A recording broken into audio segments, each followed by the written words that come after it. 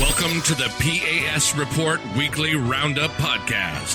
The P.A.S. Report provides an honest analysis on the critical issues that matter to you without the biased media filters. Here's your host, Professor Nicholas Giordano. What's up, everyone? Welcome to the P.A.S. Report Podcast. This is your host, Nick Giordano, and I hope you all had a good weekend out there. I was down in Washington, D.C., the cesspool, the swamp.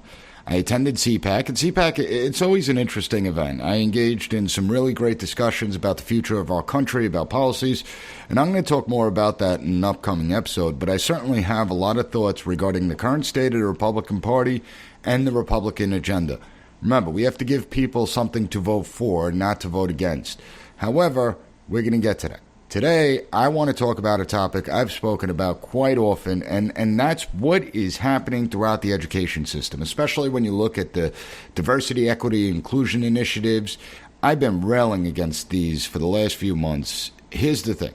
I'm constantly bashing the education system and what's happening in the education system, but I do have good news to report. The pushback against these initiatives are picking up steam. We are seeing more and more parents being outraged at what their kids are learning. We are seeing more states calling for accountability and demanding a full accounting of how our public tax dollars are being used to fund these initiatives. Even the governor of a deep blue state like New Jersey has expressed concerns about the money being used for these DEI programs. We're witnessing colleges pull back on the diversity, equity, inclusion, social justice loyalty oaths when they're doing their hiring initiatives. This, to me, was always one of the greatest threats to higher education, because no one should have to pledge a loyalty oath to the DEI SJ mob. Nobody should have to do that. And I always find it interesting, because the same people that want these loyalty oaths in order to be hired for a position are the same ones that call anyone who dissents from their narrative as being part of a cult. The reality is they are the cult. And I wrote about this. I wrote about the Great American Pushback. It was one of my campus reform pieces that was published on Fox News. I have the link up at the PAS Report website, so check it out, pasreport.com. I suggest you give it a read, because it really does give us hope for the future of education, that something is changing out there, that people are sick and tired, they're fed up. And I want to warn you, just because we're seeing this pushback pick up steam, we can't take a break. We have to keep the pressure on, and the pushback needs to grow. One of the people that's been fighting the good fight is today's guest. I'm bringing on Leonydus Johnson to the P.A.S. Report Podcast. Leonydus is the author of Raising Victims, the host of the Informed Dissent Podcast. I want to talk to him about his new book and why he decided to take on this powerful multi-billion-dollar industry. But more importantly, I want to hear his thoughts on what parents must do in order to protect their children from this toxic movement. Sadly, it's much easier to claim victim status in 2023 than it is to overcome obstacles and take accountability for your own actions. We have to change the mindset that exists. The core American principles, things like liberty, freedom, those are important. Strong work ethic, merit, self-reliance. This is what led us to become the greatest nation on the face of this earth. However, there are some that just want to destroy these principles and create the victimhood mentality. So I'm going to talk to Leonydus on that. Before I bring him on, make sure you subscribe to the podcast. Also, be sure to visit the PAS Report website, pasreport.com. Share it with your family and friends. And with that out of the way, I want to welcome Leonydus Johnson, author of Raising Victims and host of the Informed Dissent Podcast, to the PAS Report. Leonydus, great to have you on. How are you today? Yeah, I'm good. Thank you for having me. I appreciate it. I just want to first start off by asking you, what gave you I want to say courage, but you're someone that speaks out often. What gave you the courage to push back against this really powerful industry that has been rising throughout the years? I think the operative word is frustration. It's just so frustrated with what's been going on in our society, and you look around and you see all the lies surrounding race, surrounding racial identity, and yeah, I've been speaking out about it for a while, and I have a little bit of a shield because my skin is dark. So I can say things, then get away with saying some things that maybe other people can't. So there's a little bit of that too. But I've taken my slings and arrows, and there's a lot of people that come after me for it. But you just know when you're speaking the truth, when you know that you're speaking the truth, it doesn't really matter. It doesn't matter who's going to come out and attack your character or take away your race card or whatever it may be. So speaking the truth is the priority here. But it's just you see the madness, and you have to say something about it. Yeah, who knew at birth that we would all be assigned cards that we could use in life? The black card, the white privilege card. Right. I mean, no one ever told me about these things that we could use. It really is amazing. Are you surprised at how it's accelerated over the last few years? I am surprised. It seemed to come out of nowhere. It seems that, and I talk to people about this all the time, it seems to be something that just happened overnight. But the more that you study it and the more that you look at the strategy, it's not all that surprising how this has happened, because it's been very strategic over the years. This is something that's been brewing since the 70s, maybe even earlier than that. And, putting people in strategic positions, getting them into education, getting them into corporate positions, and influencing the culture. So, now we're seeing the fruits of that. Now we're seeing these things come to fruition. And it's hard to push back on it because they have the levers of power and they have the levers of influence. And so now people are recognizing it and say, oh man, like, where did this come from? But it's been brewing for a long time underneath the surface. So yeah, it does seem like it happened overnight, but it's something that's been brewing for a long time. And when we look at critical race theory, so you talk in your book about how critical race theory actually contradicts itself, how it's almost illogical when you go through it. So can you explain why it contradicts itself to the audience? Yeah, for sure. I mean, one of the ways that it contradicts itself is it says that it's fighting racism. And the way that it fights racism is by instituting racism itself. So it's using racism as a tool in order to supposedly fight racism. But one of the presuppositions of critical race theory that I find interesting is that they consider race to be a social construct. So they do acknowledge that race is not actually a biological reality, but then they turn around and they treat race as a biological reality, as something that is inherent and that it's fixed, and that we have this sort of structural determinism where whatever race that you're born into, it determines your outcomes, this race essentialism idea. And they'll tell you that they don't believe in that, but everything that critical race theory pushes falls underneath that ideology of race essentialism. Because if you're white, then you're conferred privilege. If you're black, then you're oppressed, and that's just the way that it is. And there's no nuance. There's nothing else to talk about. I was just going to say, I think about Ibram X. Kendi and what he says specifically about how racist systems yield racial disparities. And one of the things critical race theory looks at is if there's a racial disparity in a given system, then that system is considered to be racist, even if there are no racist people in that system, if there's no evidence of racism whatsoever. So yeah, it's just the biggest contradiction is that they see race in everything, they see racism in everything, and they claim to be fighting racism, but it's actually racism itself. And from the business model standpoint, because it is a multi-billion-dollar industry that has now developed over this, when you look at the business model standpoint, they can't say that racism is actually a learned behavior. They have to say it's inherent and it's institutionalized within the system, because if it's a learned behavior, then you can fix the problem. If you're born racist or you're born oppressed, well, then you have the never-ending business model, don't you?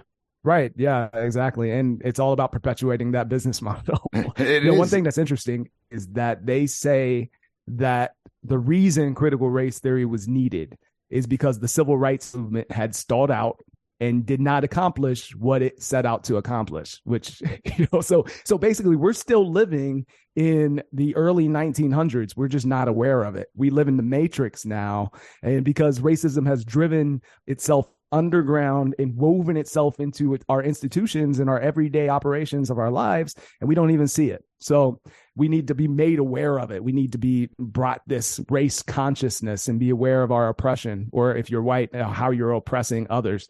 And it's just incredible that this idea that racism is everywhere at all times, And you can't see it unless you have a PhD in critical race theory. Or, you have to trust them. You have to trust them that they can see racism, and they tell you when something is racist, even, you can't see it. So that's the way they perpetuate it, and that's how they justify it. So it's Booker T. Washington said that even 100 years ago, talked about there was people who didn't want the patient to get well because they recognized that they could benefit off of the conflict and the grievance mongering, and we still see that today. So, oh yeah, and it's shocking because we're treating the most open and tolerant generation to exist in the United States as if they're the most racist or oppressed peoples that ever existed in the United States, and it really is bizarre.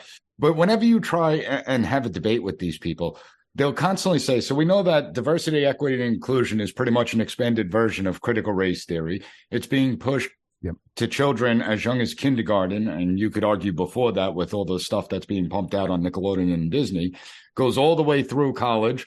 Now it's not even college. It goes through medical school, law school, no matter what school you're going to, even if you go for advanced degrees, it gets pushed through there. One of the things, whenever you criticize critical race theory and diversity, equity, and inclusion, they'll say, you're against diversity. They forget all the other parts, the equity, inclusion, and social justice part. They just say that you're against diversity. How is that not true?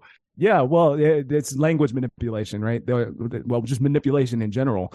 And I like to use the example of Black Lives Matter because that's a great example of how they manipulate people by using sanitized language that sounds good, that most people would agree with, and then hide the radical ideology underneath of it. So if you oppose the riots, or you oppose reparations, or the idea that all white people are racist, or the tearing down a nuclear family, all of these ideas that come from Black Lives Matter, if you oppose any of that, they'll say, oh, you don't believe Black Lives Matter. So it's that same kind of thing, and people will back down from that, and they'll say, no, wait, I do believe Black Lives Matter, and then they'll have to feel like they need to capitulate because they don't really have a better argument.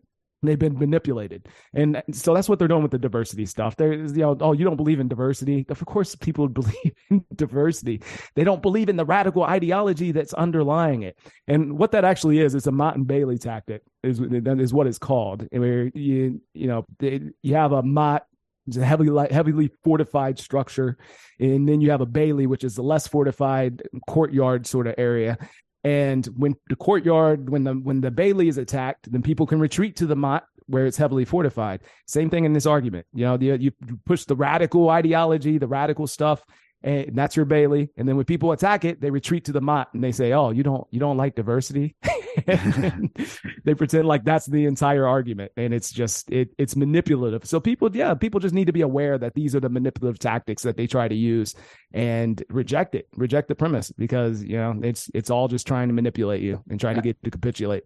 Absolutely. And I've been in the college system for a long time. Diversity has been embedded into college institutions for decades. It's not like this is something new. This isn't 1920s America anymore. We need to recognize that and understand that. But you get a lot of pushback when you say things like racial justice isn't really justice. You are spot on, especially when you explain it to the people. So can you explain it of how racial justice isn't really justice? Well, justice just doesn't need a qualifier. Justice is justice. The idea of equality under the law and fairness, and treating people equally and fairly. So when you add qualifiers like racial justice or climate justice, social justice, then what you're saying is that you don't believe in the concept of justice, or the regular concept of justice as we understand it is not fair, and we need to manipulate it in some manner to make it more fair and view it through an ideological lens. So racial justice means that we're going to take the concept of justice, and we're going to filter everything through a lens of racial grievance. And so it actually ends up becoming vengeance. And that's what I talk about in the book, that it's not justice at all. It's vengeance. It's looking for ways to seek retribution for perceived past wrongs, or even hypothetical wrongs. Like in the case of Kyle Rittenhouse, somehow a case that didn't involve any Black people whatsoever became a racial justice case simply because he was white. And people viewed that as being oppressive, because if it had been a Black Kyle Rittenhouse, they said that he would not have gotten the same treatment. He would have been shot by the police, or he would have got life in prison, or what. I mean, all of these ridiculous hypotheticals. But that's the view. So Kyle Rittenhouse needed to be punished. It needed to be vengeance. It needed to be vengeful to make up for perceived wrongs or hypothetical wrongs. So that's not justice at all. That has nothing to do with justice. But every time, and the other case, the Memphis police officers, somehow that's a case of racial justice, even though it had nothing to do with white people. It was all it was all black people involved with that. But it's the same thing. It's all about looking for ways to seek retribution and make up for perceived past wrongs and punish people based on skin color or reward people based on skin color. That's not justice. So are you telling me that taking Aunt Jemima off the pancake boxes didn't help in race relations in the United States? It made my life much better. I don't know what you're talking about. My life has improved drastically since they got rid of Uncle Ben's rice and Aunt Jemima. Yeah, it solved all these inner city America. Issues and all the problems that we see in society. You're right. But this is what we have to deal with. I mean, this is the logic behind this movement is, in the end, aren't they just trying to erase American culture, erase the American identity, and just lump us into all these different groups and make the groups war against each other? So that really gets to the root of it right there, that question. And, what people need to understand, I think, and I always hesitate to say it because it feels like conspiracy, or it sounds like conspiracy theory to people. And it's Marxism. And Marxism is a word that tends to get overused, but in this case, it is appropriate and it's accurate. And the founders of critical race theory will tell you themselves that they were all Marxists. Where the meeting where critical race theory was coined by Kimberly Crenshaw, Richard Delgado, another founder of critical race theory, said explicitly that it was a room full of Marxists. Critical race theory is built off of critical theory, which is from the Frankfurt School, which is Marxist. These people were neo-Marxists. And so it is this idea. I always tell people that, listen, it is about race, but it's not about race. What they're doing is they're using race as a weapon in order to, as James Lindsay puts it, I like the way he put it, as to gore the side of Western society and tear down our institutions. So the idea is that, if you believe, think of it logically, if you believe that the entirety of our society is imbibed with racism and imbibed with oppression, and it's interwoven into the very fabric of our institutions, then the only logical solution is to tear down those institutions and rebuild them from the ground up. And Mao, during the Cultural Revolution, said in China, said the only way to build a new society on the old site is to wipe the old site clean. And that's what we're seeing. We're seeing all of these ways to tear down our society, to drive division, and to basically upend Western culture and rebuild this communist utopia from the bottom up. And they won't admit that on the surface, but that's exactly what's happening. Yeah, and let's face it, the Cultural Revolution that Mao ushered in didn't work out too well for the Chinese people. A lot of people died under that Cultural Revolution. It wasn't great. It wasn't great. Yeah. But people don't realize that that Mao was actually responsible for more deaths than both Hitler and Stalin combined. Yep. And so many people died under Mao, both during the Great Leap Forward and the Cultural Revolution, that it's hard for historians to even estimate how many people actually died. It was up to like hundreds of millions. It's insane. So the Cultural Revolution, Great Leap Forward, the entire idea of communism in China, it was not great. It did not work well for the Chinese people.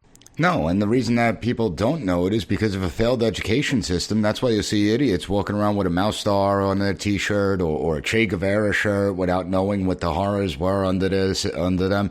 So we're going to take a quick break. When I get back, I actually do want to pick up on that point about communist China, the Great Leap Forward, and the Cultural Revolution that followed, because I think you're bringing up something that really is critical that we need to examine. So we'll be right back. As someone who worked in emergency management, I routinely sounded the alarm bells on our outdated grid system. Think back to 2003 when a tree branch hit a power line in Ohio, shutting down power to the entire eastern seaboard. Around 100 people died, and this was one of the costliest disasters in American history, with losses totaling over $60 billion. Even the White House sees it. They're saying 2/3 of the grid are at least 25 years old, and they recently announced billions of dollars to update it. But we're talking about the government here. How long do you think that's going to take, if at all? When an incident happens, you have to rely on yourself. Be prepared for yourself and your family. With the Patriot Power Generator, you get a solar generator that doesn't install into your house because it's portable. You can take it with you, even use it inside. But it's powerful enough for your phones, medical devices, and even your fridge. Right now, you can go to 4patriots.com, use code PAS to get 10% off your first purchase on anything in the store, including the Patriot Power Generator. You'll also get their famous guarantee for an entire year after your order, plus free shipping on orders over $97. A portion of every sale is donated to charities who support veterans and their families. Just go to 4patriots.com, use code PAS to get 10% off. That's 4patriots.com, use code PAS to get yours today. So you said something that's key. If you say that the institutions are founded in sin or are essentially evil, then you have to destroy those institutions. And looking at their arguments, they don't even make sense, because at the end of the day, let's face it, Marxism, it's about power. Anything, politics is about power. Yeah. They're telling us that we need to empower them and empower the same institutions that they claim are racist so that they could destroy those institutions and rebuild them. That's their logic. And yet people are falling for it. Why? It's an emotional argument, right? Yeah. I think that our history of racism in this country has made us vulnerable to the using race as an argument to manipulate people. So people are hesitant because we recognize that bad things happened in the past and that race was used as a weapon and that there was some oppression. And so when you accuse somebody of racism, or you use the George Floyd incident as an example, when you see something like that, and then the media comes out and says, oh, no, this is absolutely an example of systemic oppression, systemic racial oppression, and our entire country is racist, and this is horrible. Black people can't go outside without being killed. It's awful. And people are going to have some sympathy for that because of our history, even though there's no evidence whatsoever that what happened to George Floyd had anything to do with race at all. Now there's not, still to this day, there's not a lick of evidence that would suggest that what happened had anything to do with race. But people were still posting their black squares on Instagram. They were still trying to convince everybody around them that they weren't racist. We call those the public virtue signals. There's that sense. Yeah, right. Exactly. It's that sense that, like, listen, like, I don't want to be seen as racist. And I get people telling me all the time that they're scared to say things or they're scared to speak out, even though they know that there's this craziness going on in their schools or wherever, or they have to go through a training session at work or something, and they don't say anything because they're afraid that they're going to be labeled as a racist. So the bullying campaign, even when people recognize that the logic is off and that there's no evidence and that things don't make sense, the bullying campaign has been very effective at silencing people and getting them to capitulate. And again, like we mentioned earlier, the manipulation tactics with the language, people go along with that, but if they don't look deeper into it, if you don't look deeper into Black Lives Matter, the organization, if you don't look deeper into Ibram X. Kendi and anti-racism, you're just going to take it on the surface and say, of course, anti-racism, I'm anti-racist. I don't like racism, so I'm going to attach myself to this ideology. And then it's only when it's too late when you recognize that, oh no, this is not what I thought it was. Yeah, not what you signed up for, right? And you look at it, I have two little children, and my oldest one is now 12, and growing up, he never looked at anyone's color. Never. If a kid was there, he wanted to play with a kid. Didn't matter what color they are, what ethnicity they were, and everything.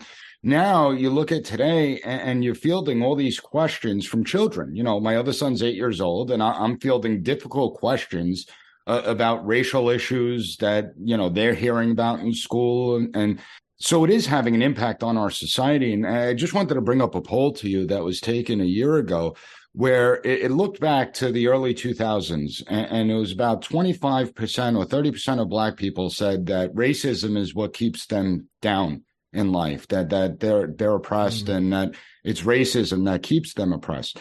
A poll was done last year, now it says 70% feel that way. So we see the consequences of the rhetoric, but when we look deeper, isn't a lot of it this victimhood mentality that you're talking about, raising victims, that it's much easier to be a victim than it is to be someone who is self-reliant, someone that overcomes obstacles even in the face of things like racism or discrimination? Absolutely. And, I kind of pinpoint 2008 as a turning point when things really started to slide as far as race relations. And it's interesting. Very interesting year. The same year we elected a black president, which, and it was really, if you look at the the downward slide, it really started to begin. I mean, it was 2008, but it really started to begin in 2013, 2012, 2013, around the time Trayvon Martin was killed, and then the Michael Brown incident in Ferguson. And so when that happened, the media really fanned the flames, really pushed all these false narratives. The hands up, don't shoot thing was completely a lie, but the media pushed it. Even to this day, people still believe it. People still push that show, what was it, Proud Family, that on the Disney Channel, that put out the thing, the one of the most toxic shows I've ever seen being put out to kids. I know, yes, extremely toxic, but that's influencing kids. Yeah, that's going towards. But they had images of the hands up, don't shoot in that.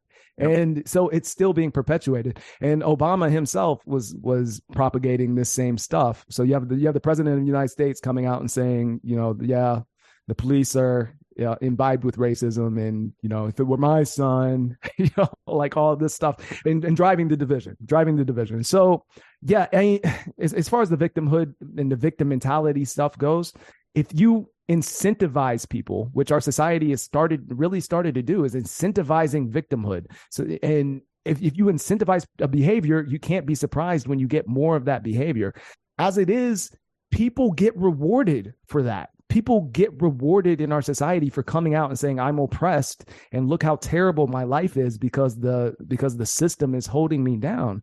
There's no blowback. I mean, LeBron James can go on TV and say that it's dangerous for him to go outside as a black man and not get any blowback from it, and actually get people coming back and saying, y'all, yeah, this is horrible for you. We're and get pats on the back and rubs on the head. And it gets reinforced. And there's financial incentives. You get all of these race hustlers in the media who get financially reimbursed to push these racial narratives, these narratives of racial oppression. People like Jamel Hill, of course, Al Sharpton is a prominent one. But I mean, the incentives are there. So in same thing in schools. If you're failing a math class and the teacher comes in and says, well, it's not your fault. It's because the system is racist and math class is actually imbibed with white supremacy. And I mean, that incentivizes you not to try. So why would you try a math class? Because the system is racist anyway. So it's a bunch of nonsense. And it teaches kids to have a learned helplessness, a sense of an external locus of control, which means that they can't control their life, that everything is happening to them rather than them having their hands on the steering wheel and shaping their own destiny. And it's disempowering. It's extremely disempowering, and it just leads to poor outcomes across the board. So it's not good. It's not good. And that's one of the biggest reasons I wrote this book.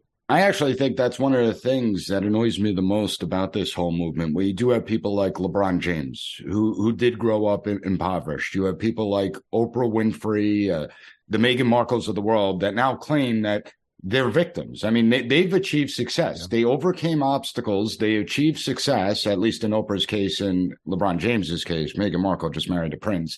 But they overcame obstacles, achieved success, and rather than take the message, hey, listen, life is hard.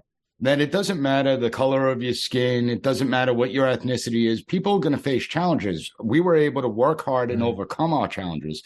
Instead of a message like that, they choose to put out this divisive message that, well, it wasn't they're working hard that got them to the top. It was essentially that they're victims. They're still victims, and they'll always be victims. And that really annoys me. It's very pathological because they, like you said, they have succeeded and they've overcome whatever obstacles have been placed in their way. And then they turn around and they tell everybody else that they can't do it, which is, I mean, it's incredible that you would do that to some. I mean, it's pathological.